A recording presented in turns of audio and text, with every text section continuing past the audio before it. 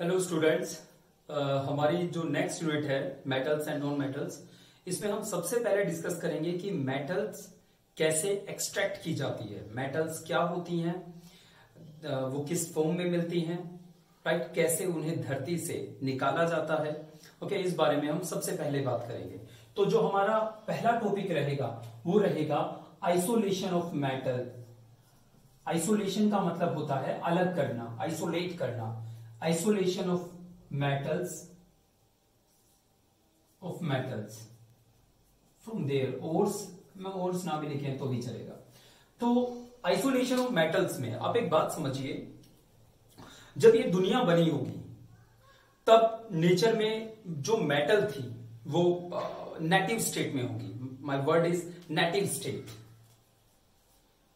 Native मतलब जैसा उन्हें नेचर ने बनाया है, नेटिव स्टेट में थी मेटल्स। मतलब आयरन Fe की फॉर्म में था, Fe था उसका फॉर्मूला। जब ये दुनिया बनी होगी तब की मैं बात कर रहा हूं। एल्यूमिनियम Al की फॉर्म में था, बट टाइम बीतता गया, हमारी मेटल्स जो कि हाईली रिएक्टिव होती हैं, कुछ मेटल्स को छोड़कर, वो एयर में प्रेजेंट ऑक्सीजन या अर्थ में प्रेजेंट किसी दूसरे सब्सटेंस के साथ रिएक्ट करके कंपाउंड बनाने लगी टाइम के साथ साथ। मतलब मेरा Fe जो जब दुनिया बनी थी तब वो Fe की फॉर्म में था, आज वो Fe2O3 की फॉर्म में है, आज वो Fe3O4 की फॉर्म में है, आज वो FeS की फॉर्म में है। मतलब जब हम धरती से Fe को निकालते हैं, आयरन को निकालते हैं, तो हमें ये आयरन नहीं मिलता, हमें मिलता है Fe3O4, Fe2O3, FeS। अब हमें जरूरत है Fe की, राइट। अर्थ ने हमें क्या दिया? अर्थ ने हमें Fe को कंबाइंड स्टेट में दिया है, दूसरे के साथ कंबाइंड है Fe, राइट। तो हमारा नेक्स्ट काम था यहां से Fe को एक्सट्रैक्ट करना, आइसोलेट करना।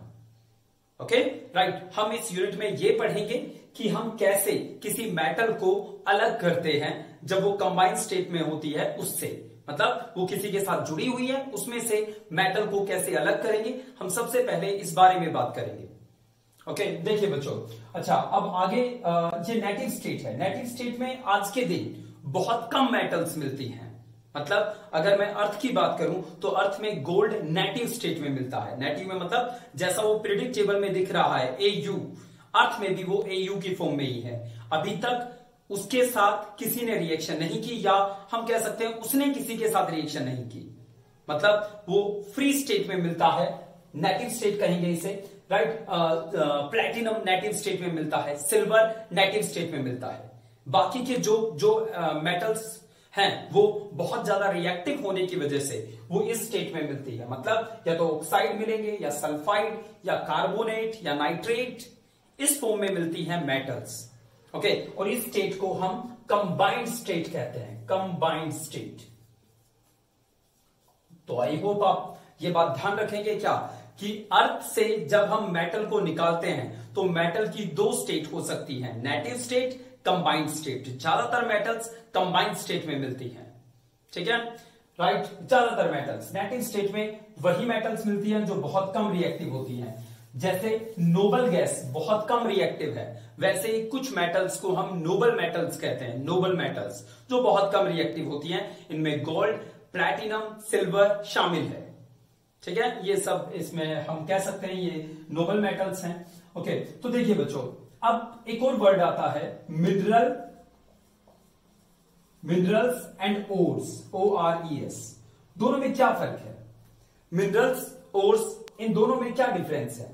देखो बच्चों, धरती से जब हम किसी मेटल को निकालते हैं तो वो कंबाइंड स्टेट में है। मान लो Fe2O3, Fe3O4, FeS, ये सब मिनरल्स हैं, ये आयरन के मिनरल हैं। FeS, Fe3O4, Fe2O3, ये सब आयरन के मिनरल हैं। ओके, इन तीनों फॉर्म को मान लेते हैं, तीन फॉर्म हमारे पास थी, हम इन तीनों को फैक्ट्री में लेके गए, राइट। फैक्ट्री में ले जाकर हमने फैक्ट्री वाले से कहा कि भाई इसमें से आयरन अलग कर दो, आयरन आइसोलेट कर दो, जो इसके साथ जुड़ा हुआ है उसको बाहर निकाल दो। ओके, तो फैक्ट्री वाला कहता है कि भाई देख, अगर मैं इसमें से Fe अलग करता हूं, Fe अलग हो जाएगा, सल्फर अलग कुछ भी करेगा वो हम बाद में देखेंगे क्या हो सकता है, कैसे होता है ये। बट फिलहाल फैक्ट्री वाला हमसे कहता है कि अगर मैं इसमें से Fe को अलग करूंगा, Fe निकालूंगा, सल्फर को यहां से हटाऊंगा, तो बहुत महंगा प्रोसेस होगा ये।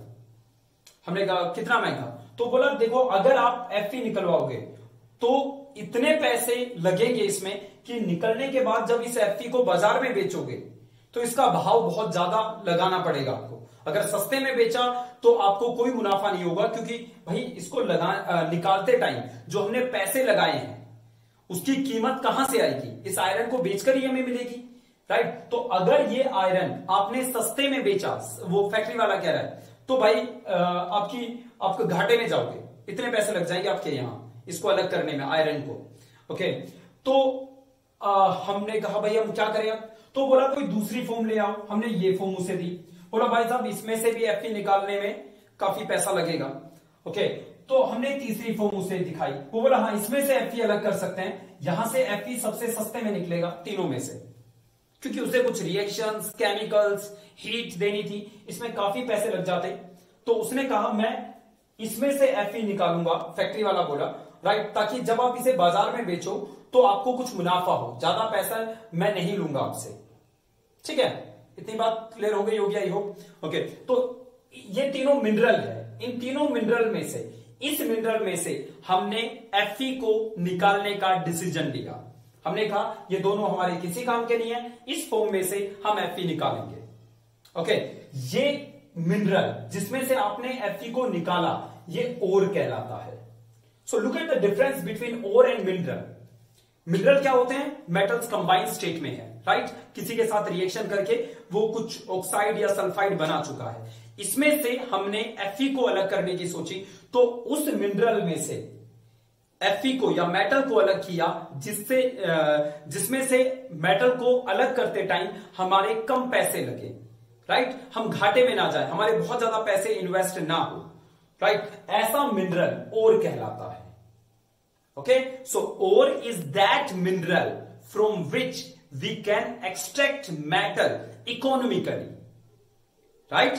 ओके, तो कैसे, क्या लिखोगे ओर की डेफिनेशन, ओर्स क्या होते हैं, ore is that mineral from which we can extract metal economically, right, और कन्वीनियंटली भी कह सकते हैं, इकोनॉमिकली एंड कन्वीनियंटली, आसानी से निकल जाए, सस्ते में निकल जाए, वो मिनरल ओर कहलाएगा। ये तीनों मिनरल है पर तीनों ओर नहीं है। ठीक है बच्चों, तो एक बात और बोली जाती है कि सारे मिनरल ओर तो होते हैं पर सारे ओर मिनरल तो होते हैं पर सारे मिनरल ओर नहीं हो सकते। सारे ओर जो मिनरल्स हैं उनमें से ही किसी एक को हम ओर कह देते हैं, तो ओर मिनरल तो है पर सारे मिनरल ओर नहीं हो सकते। मतलब हम सारे मिनरल जो भी मेटल हमें मिली है, हम उन सब में से मेटल को अलग नहीं कर सकते। ओके, राइट, तो हमारे पास काफी मेटल्स हैं, उनके ओर जो आपको याद करने हैं वो देखिए, मैं लिख देता हूं यहां।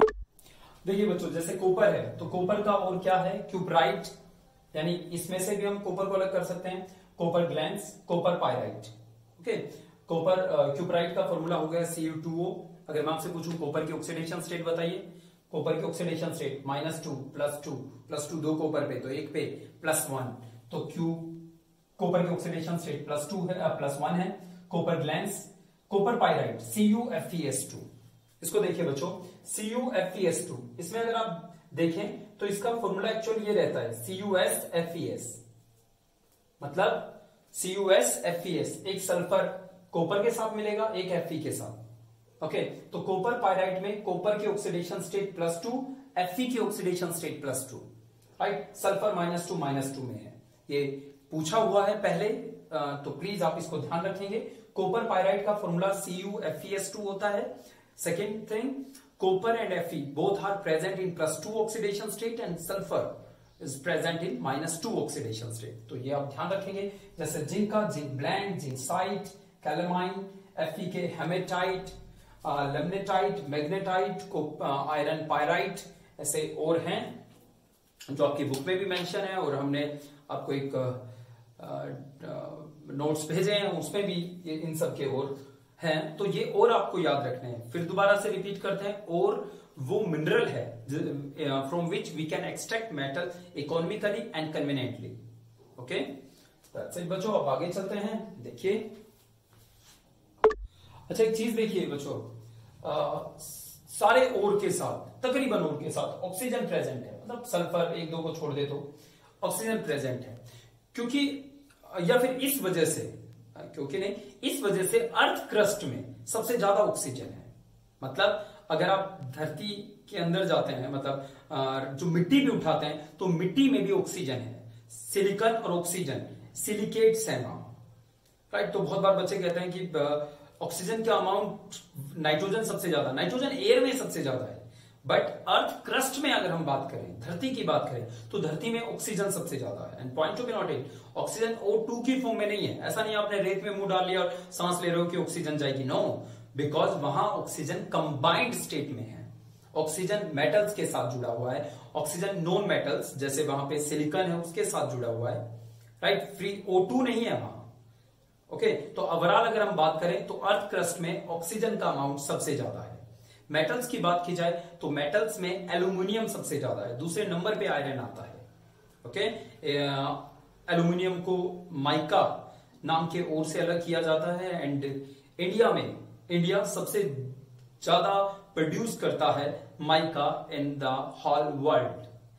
माइका का प्रोडक्शन वर्ल्ड में सबसे ज्यादा इंडिया में होता है। चलिए बच्चों, आगे देखते हैं मेटल को कैसे अलग करते हैं हम। तो बच्चों, जब हम अर्थ से ओर को निकालते हैं, तो वो ओर आपको बिल्कुल पत्थर जैसे दिखते हैं। जैसे आप पत्थर देखते हैं, स्टोन्स बड़े, राइट, या छोटे टुकड़े स्टोन्स के, वैसे दिखते हैं आपको आपके ओर। ओके, तो अर्थ से सपोज हमने ये ओर निकाला। ओके, इसका फॉर्मूला मान लेते हैं Al2O3 है, राइट। तो पहली बात तो ये प्योर Al2O3 नहीं है, इसमें मिट्टी भी भरी हुई है धरती से निकलने की वजह से। अगर वहां आसपास कोयला भी धरती के अंदर है तो कोयला भी इसमें है, सल्फर भी इसमें प्रेजेंट है। ओके, तो जब हम अर्थ से ओर को निकालते हैं, धरती से ओर को निकालते हैं, किसी मेटल के ओर को, तो वो प्योर फॉर्म में साफ नहीं होता, बल्कि उसके साथ बहुत सारी इंप्योरिटीज प्रेजेंट होती हैं। उन इंप्योरिटीज को हम गैंग कहते हैं। ओर के अंदर जो इंप्योरिटीज होती है, मिट्टी वगैरह, उन्हें गैंग कहा जाता है, GANGUE। इसे प्लीज गैंगू ना बोले, गैंगू नहीं है, गैंग, GANGUE। ओके, तो ये गैंग, बहुत सारी इंप्योरिटी होती है इसके साथ। तो अर्थ से निकालने के बाद सबसे पहला काम हमारा होता है इसे प्योरीफाई करना। मतलब इसमें से और मेटल को अलग नहीं करना, वो तो हम बाद में करेंगे, पहले ये अच्छे से साफ तो हो। पहले तो सिर्फ ये Al2O3 तो रहे, इसमें तो बहुत सारी इंप्योरिटीज हैं अभी। ओके, तो ओर को प्योरीफाई करने के प्रोसेस को हम कहते हैं कंसंट्रेशन और बेनिफिकेशन ऑफ ओर। मतलब ओर को प्योरीफाई करना। मैं फिर दोबारा बता रहा हूं कि हम कंसंट्रेशन ऑफ ओर और बेनिफिकेशन ऑफ ओर में मेटल को अलग नहीं कर रहे, पहले अपने ओर को साफ कर रहे हैं, राइट। इस प्रोसेस के लिए सबसे पहले हम क्या करते हैं, धरती से निकालते ही उसे क्रश करते हैं, राइट। तो जो सबसे पहला काम है वो है क्रशिंग। सबसे पहले उसे क्रश किया जाता है, छोटे टुकड़ों में तोड़ा जाता है, राइट। उसके बाद हम अलग अलग टेक्निक फॉलो करते हैं, जो कि ये इस पे डिपेंड करती है कि वो ओर किस क्वालिटी का है, उस ओर का फॉर्मूला क्या है। उसके बाद क्रशिंग के बाद सबसे पहले तो उसे तोड़ा जाता है, फिर अलग अलग ओर को अलग अलग टेक्निक से कंसंट्रेट किया जाता है, साफ किया जाता है, राइट। तो सबसे पहला काम जो हम धरती से निकालते हैं उसे करेंगे, उसे क्रश करेंगे, क्रशिंग, तोड़ेंगे उसे, ठीक है, राइट, जिससे वो छोटे टुकड़ों में बदल जाता है। ओके, क्रशिंग के बाद दूसरा, सॉरी बच्चों, वहां उस वीडियो में कुछ टेक्निकली फॉल्ट की वजह से वो बीच में ही रुक गई।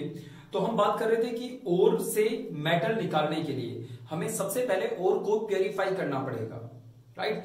ओर को साफ करना पड़ेगा, मिट्टी वगैरह हटानी पड़ेगी, वहां से अनवांटेड सब्सटेंसेस को रिमूव करना पड़ेगा। अनवांटेड सब्सटेंस को हमने गैंग कहा है, गैंग, GANGUE, गैंग, राइट। तो मेनली अगर हम बात करें ओर से मेटल निकालने के इस प्रोसेस में हम 3 स्टेप पार करेंगे। सबसे पहला स्टेप होगा कंसंट्रेशन ऑफ द ओर, मतलब ओर को साफ करना, ओर को कंसंट्रेट करना, बाकी सारी चीजें अलग हटाना। Concentration of the ore. दूसरे पे हम करेंगे, इसके बाद जब ओर प्योरीफाई हो जाएगा तो यहां से हम करेंगे एक्सट्रैक्शन ऑफ द मेटल। अब मेटल को अलग करेंगे, एक्सट्रैक्शन ऑफ द मेटल। और फिर हम करेंगे बच्चों प्योरिफिकेशन ऑफ द मेटल, मतलब आपने वो मेटल अलग तो कर ली बट अभी भी उसमें इंप्योरिटीज हो रह सकती है, राइट। उन इंप्योरिटीज को अलग करने के लिए हम लास्ट में करेंगे purification of the ore, of the metal. इसको हम रिफाइनिंग भी कहते हैं, रिफाइनिंग। ये हम लास्ट में करेंगे बच्चों, आप इसे लास्ट में समझेंगे रिफाइनिंग को। एंड द होल साइंस, ये पूरी साइंस जिसमें हम ये पढ़ते हैं कि हम मेटल को कैसे अलग करते हैं उसके ओर से, ये पूरी साइंस मेटलर्जी कहलाती है, मेटलर्जी। ओके, तो the science which deals with the आप कह सकते हो, sorry, the branch of science, ऐसा लिखिए वो ज्यादा सही रहेगा। The branch of science which deals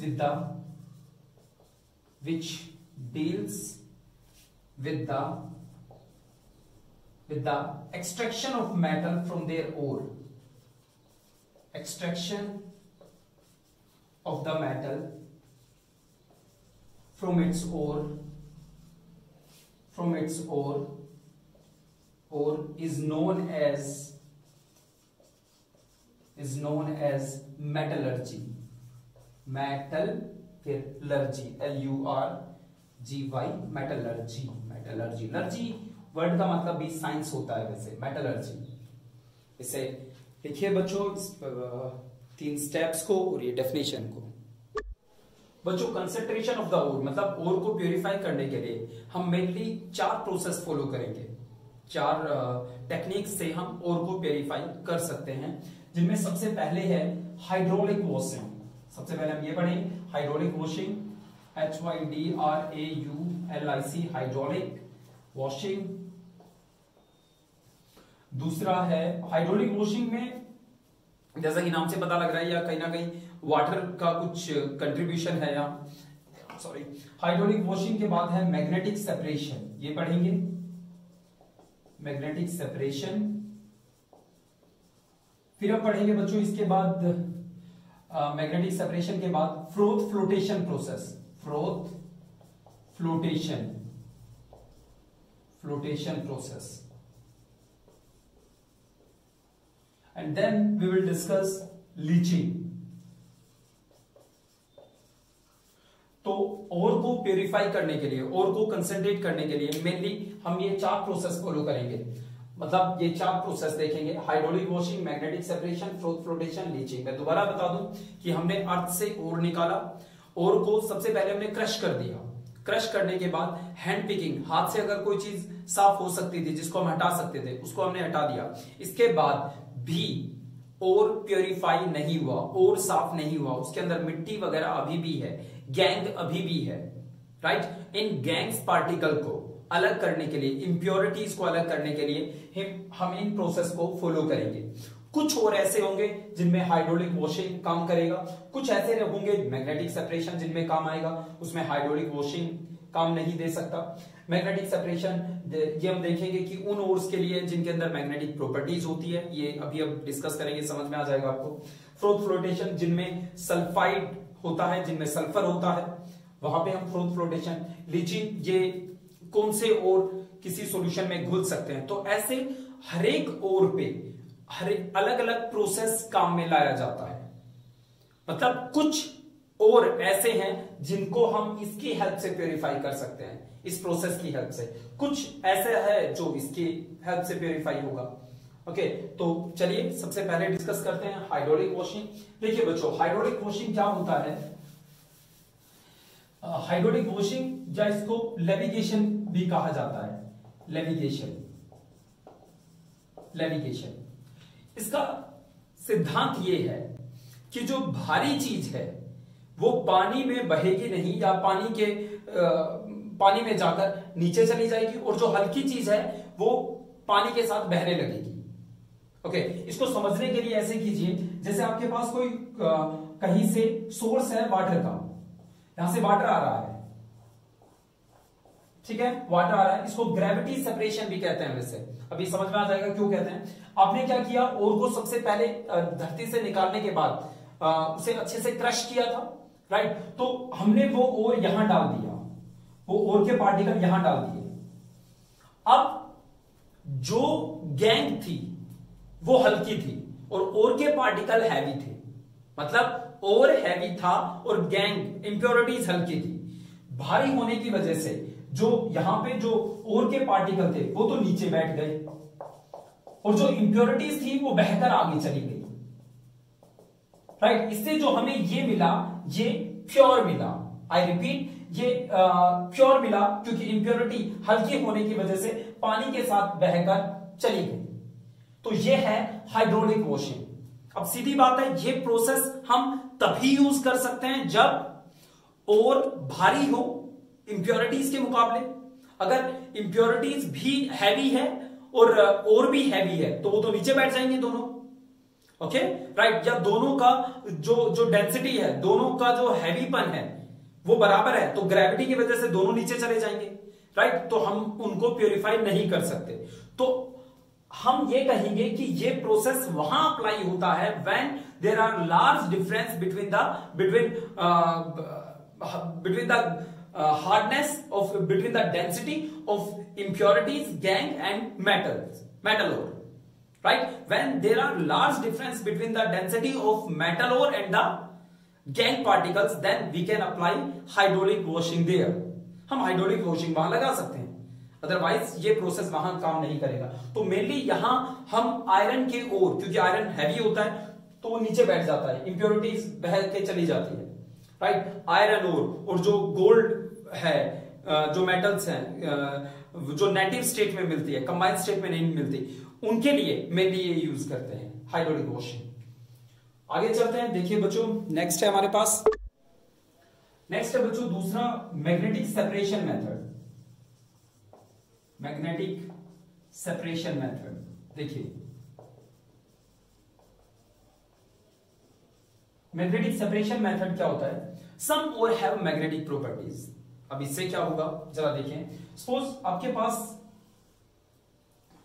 यहां पे दो व्हील लगे हैं और व्हील पे एक बेल्ट है, ठीक है। आपने सबसे पहले ओर को निकाला, क्रश किया और उसे यहां डाल दिया। जैसे ये व्हील घूमेगा, रोटेट करेगा, तो ये ओर आगे जाएगा। सपोज यहां इस व्हील में मैग्नेटिक प्रॉपर्टीज हैं, इसकी ये मैग्नेट है यहां, राइट। तो जैसे ही ये आगे जाएगा मैग्नेट की वजह से और इसके साथ चिपका रहेगा और ये आगे जाकर गिरेगा, तो यहां पे इकट्ठा हो जाएगा आपका ओर जिसके अंदर मैग्नेटिक प्रॉपर्टी थी, राइट। और इंप्योरिटी जिसके अंदर मैग्नेटिक प्रॉपर्टीज नहीं थी वो यही गिर जाएगा। तो हमारे पास दो ढेर बनेंगे इससे, right. We have two piles which one of having metal ore, right, एक के पास मेटल ओर है and the other piles having impurities, gangues, right. तो अब एक बात साफ है कि ये मेथड वहीं अप्लाई किया जा सकता है जहां पे मैग्नेटिक प्रॉपर्टीज हो मेटल ओर के अंदर। जैसे एल्यूमिनियम ऑक्साइड है, अब उसके अंदर मैग्नेटिक प्रॉपर्टी नहीं है एल्यूमिनियम के अंदर, तो अगर वो आप यहां लोगे तो इंप्योरिटीज भी यहीं गिर जाएगी और मेटल ओर भी यहीं गिरेगा, ओके। तो हमें दो अलग अलग ढेर मिलेंगे, एक में इंप्योरिटीज होगी और एक में मेटल ओर। इसे ये मेथड कहां अप्लाई होगा, when ores have magnetic properties, right. तो आज के लिए हम ये दो ही मेथड करेंगे क्योंकि फ्रोथ फ्लोटेशन एक लेंथी प्रोसेस है। फ्रोथ फ्लोटेशन और नेविगेशन ये हम नेक्स्ट लेक्चर में बात करेंगे इसकी।